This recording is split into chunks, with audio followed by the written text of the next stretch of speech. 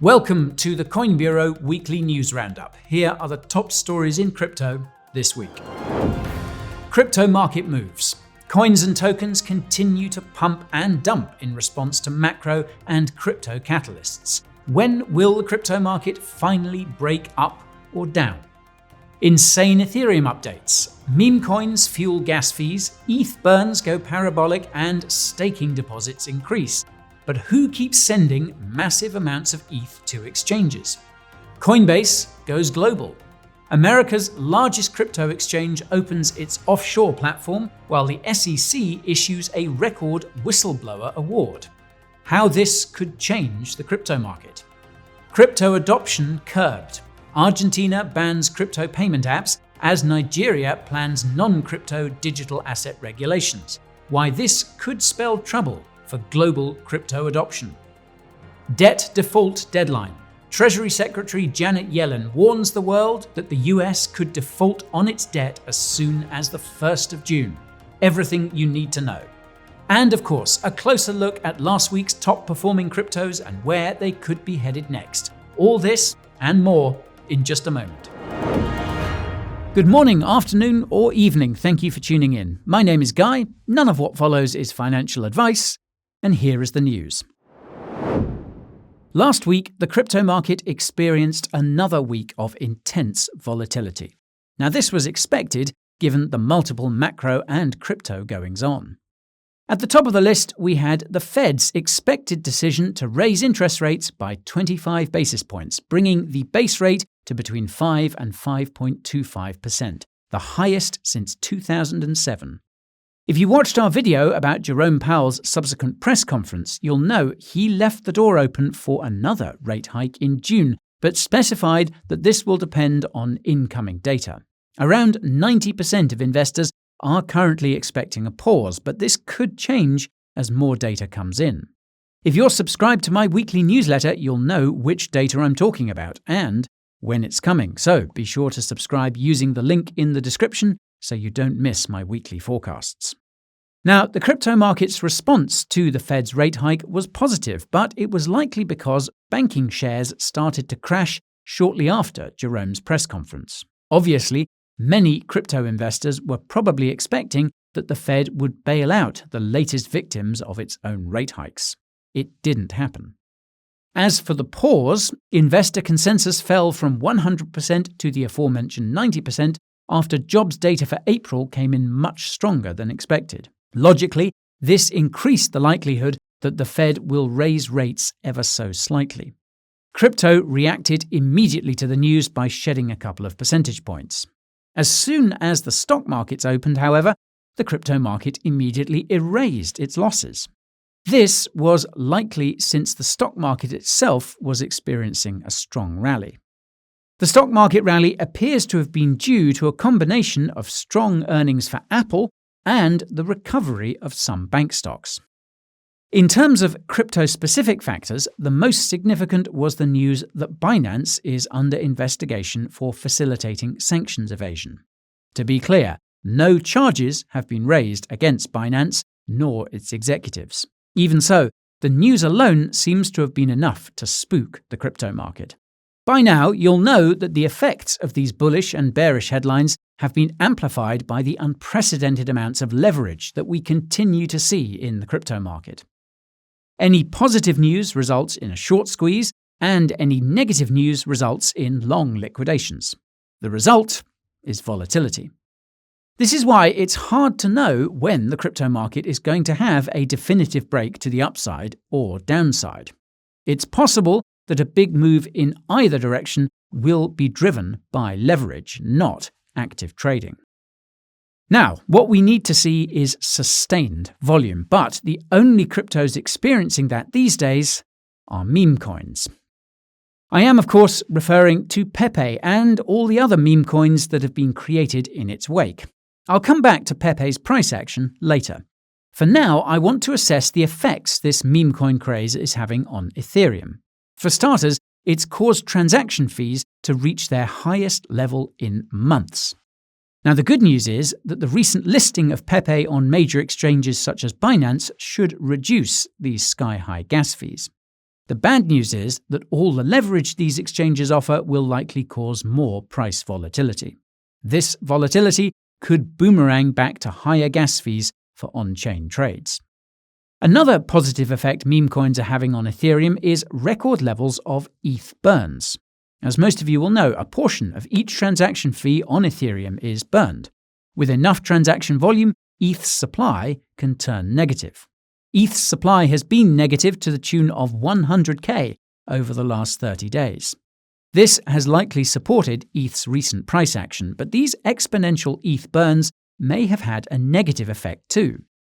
They may have sent a signal to the Ethereum Foundation that it's time to sell because it was recently seen sending 15k ETH to Kraken. This has historically happened around ETH's local tops. This begs the question of why the Ethereum Foundation didn't stake instead of selling. After all, this is what everyone else seems to be doing now. Staking deposits have reportedly outpaced withdrawals to the tune of $200 million, and liquid staking protocols like Lido Finance continue to grow their TVL. The answer is probably because the Ethereum Foundation needs more dry powder to prepare for Ethereum's upcoming upgrades, such as dank sharding, which is scheduled for sometime this summer. It's arguably irrelevant anyways. 15k ETH is only around $30 million at today's discounted prices. The thing is that the Ethereum Foundation isn't the only whale that's been sending ETH to exchanges lately. It seems that someone has been sending massive amounts of ETH to Coinbase over the last few weeks, and someone recently sent a whopping 80k ETH to Binance US, presumably to sell it.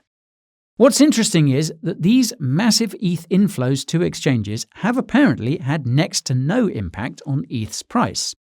This could be because these exchanges are simply honouring staked ETH withdrawals, or it could be because they're conducting OTC trades for institutions buying ETH. In any case, whale movements are something you should watch closely, especially when the crypto market is lacking depth and liquidity like it is now. If you don't know how to watch the crypto whales, you can check out our tutorial using the link in the description. Now, speaking of Coinbase, the crypto exchange launched its international version after it revealed it would be going global earlier this year. This is in part due to the regulatory uncertainty around crypto in the United States, and in part because Coinbase wants to compete more directly with other offshore exchanges. Although Coinbase CEO Brian Armstrong has maintained that the exchange isn't giving up on the US, it's clear that the company is looking to greener pastures. It's also clear that Coinbase is serious about competing with offshore exchanges, and this has the potential to completely change the crypto market. This is because it seems that all futures contracts on Coinbase's offshore exchange will trade against USDC. Now, this is significant because almost all futures contracts on other offshore crypto exchanges trade against Tether's USDT. Newsflash: leverage trading is the reason why USDT is the largest stablecoin. By contrast, USDC's primary demand driver has been DeFi. Besides the regulatory uncertainty around stablecoins in the US, the absence of DeFi demand during the bear market has likely contributed to the massive decline in USDC's market cap. This decline will continue if something doesn't change soon. If you watched our recent video about stablecoin regulations in the US, you'll know that Circle has been positing that USDC's primary use case is payments. US regulators don't like that because it competes with the Fed's FedNow, and foreign regulators don't like that because USDC competes with their fiat. Meanwhile, Circle doesn't like USDC's declining market cap because it's losing the income it earns on the reserves backing USDC.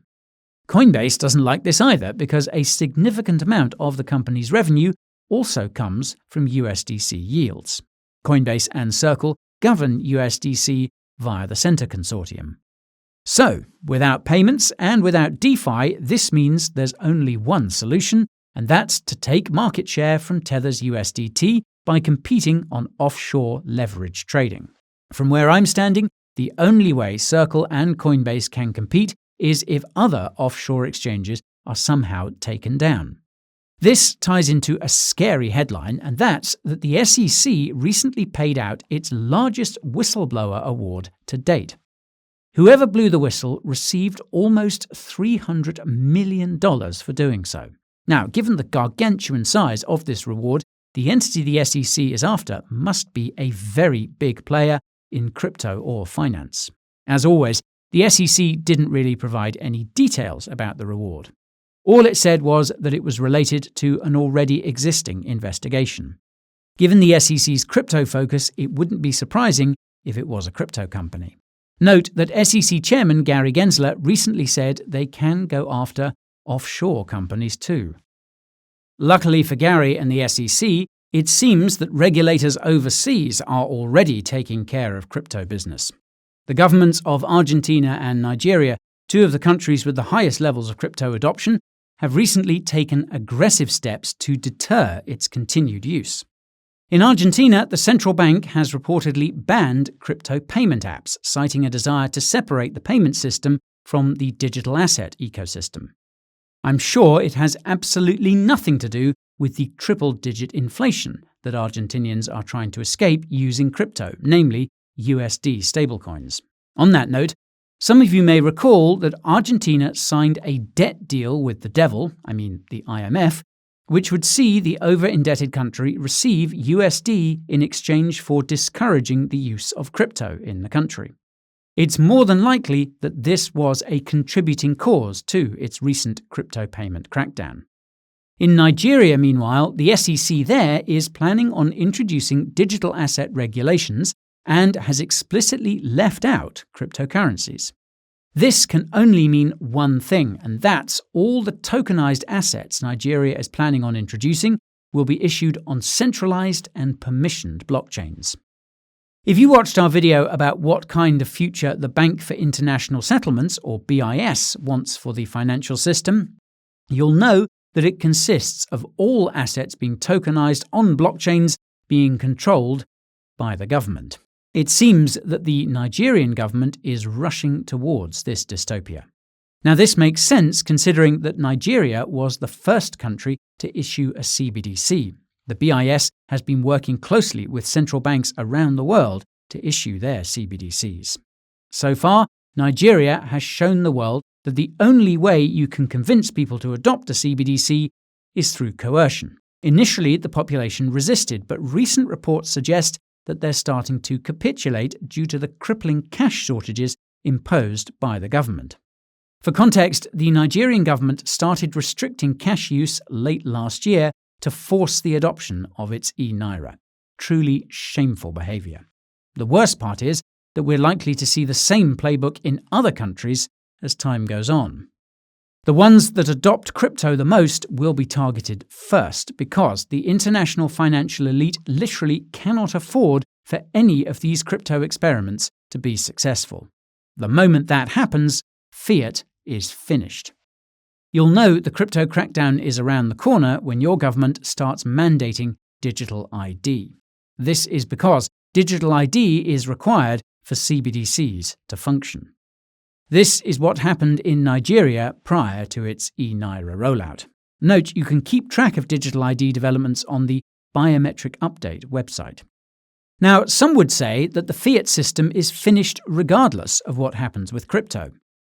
This possibility was recently put on full display when Janet Yellen warned that the US government could default on its debt as soon as the 1st of June. Now, this might sound like pure FUD, but there's some substance to it. Take a second to consider that US government debt is considered to be the highest quality of collateral an individual or institution can get their hands on.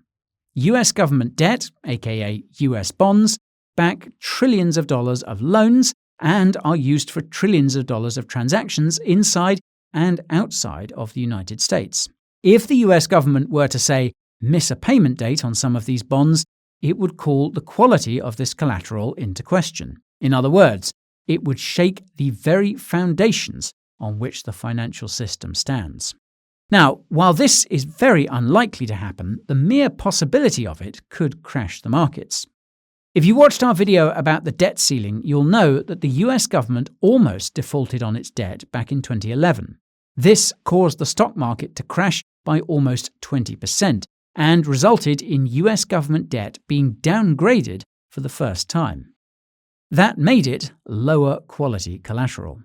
Now, it's possible that we will see a similar outcome this time around due to the immense political divide.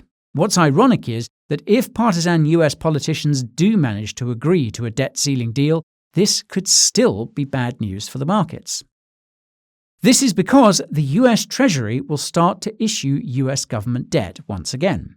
Now, the practical effect of this is that it will pull money, around $500 billion to be exact, out of the markets and into US government debt. When you combine this with the Fed's shrinking of its balance sheet, you get a sharp contraction in market money supply that will hit risk assets like crypto the hardest. That said, it's possible that this effect will be short-lived. That's because the Fed could soon be forced to pivot due to the banking crisis, the upcoming commercial real estate crisis, or something else that nobody has priced in. If this happens, risk assets like crypto will moon more than anything else. This means that the crypto market will continue to be in the same position it's been in since the start of the year, caught between a wave of bullish and bearish catalysts, neither of which has managed to fully play out. At this point, it wouldn't surprise me if the markets kept moving sideways until next year. So, this relates to the section you've all been waiting for. Starting with BTC, according to Valkyrie Investments, it's been painting a head and shoulders pattern on the daily. I can't say I see it, but, well, I'll take their word for it. Their analysis suggests that BTC could correct down to 25k in the short term. This supposed head and shoulders pattern is easier to spot on ETH's price chart, but its recent price action seems to have invalidated the pattern. To be honest, last week's price action has thrown a wrench into the BTC and ETH trends I've been watching. So, best to refer to Dan at Coin Bureau Trading, top right. Now, last week's top-performing altcoins were PEPE, Floki Inu, Woo Network, Rocket Pool, and Tron. Starting with PEPE then, there's no logical reason why it pumped, it's pure speculation. That said, the meme coin's listing on top-tier exchanges definitely gave it a boost. It also liquidated one of my colleagues here at the Coin Bureau who was foolish enough to bet against the frog god. Do not mess with Keck. Jokes aside, PEPE appears to have cooled off. In the absence of any additional catalysts, you can expect it to consolidate sideways for some time. Or maybe it'll moon again. Who knows? Just please be aware that meme coins are extremely volatile, and chances are you could get wrecked regardless of which direction you're betting on. Next, we have Floki Inu, which, like PEPE, received a second wind after Binance suddenly decided to list it. As you can see, however, Floki's pump pales in comparison to PEPE's, and it's nowhere close to its previous all-time highs. I hope you'll forgive me for not doing a more thorough analysis of these meme coins. When it comes to Woo Network, the Woo token appears to have pumped because of the appearance the project made at the Avalanche Summit conference in Barcelona last week. I couldn't find anything in particular that precipitated the pump, but feel free to correct the record in the comments section. As you can see, Woo appears to be in a very strong uptrend, and its price action parallels that of BTC and ETH. The only difference is that it's a lot more volatile. To my understanding, Woo Network is an exchange aggregator, so I reckon its price action is associated with the uptick in trading volume. Regarding Rocket Pool, its RPL token appears to have pumped because of all the inflows into liquid staking protocols over the last couple of weeks. RPL's price action has been peculiar to say the least. At first glance, it seems to be in an uptrend, but its past price history suggests it has a tendency of rallying for a bit before crashing and then rallying back up. This could be due to token unlocks, more about those in the description. And finally, we have Tron, whose TRX or Tronix coin appears to be pumping due to a partnership between Tron, BitTorrent and Huobi to create and promote, you guessed it, meme coins. Tronix experienced a modest pump in response, but is entering overbought territory and also facing significant resistance around these levels. This suggests a reversal is imminent. And that's it for the best performers this week. I'll also remind you, though, that we do this daily in our Coin Bureau Insider Telegram channel, where we look at regular rally reports. I'll leave a link to that in the description for you guys. Also, this week's NFA livestream will be hosted by Ben Cowan on his marvellous channel, Into the Cryptoverse. Thursday, kickoff 9 a.m. Eastern, 2 p.m. GMT. And that is all for today's Coin Bureau weekly crypto review, so if you enjoyed it, you know what to do. Hit that like button, subscribe button, and bell icon too. If you're looking to help those gains grow, then the Coin Bureau deals page is where you should go. There are thousands of dollars in bonuses, trading discounts, and products to help you trade like a pro. You can find the link to that resource and many others in the description below. Thank you so much for watching, and I'll see you all in next week's episode.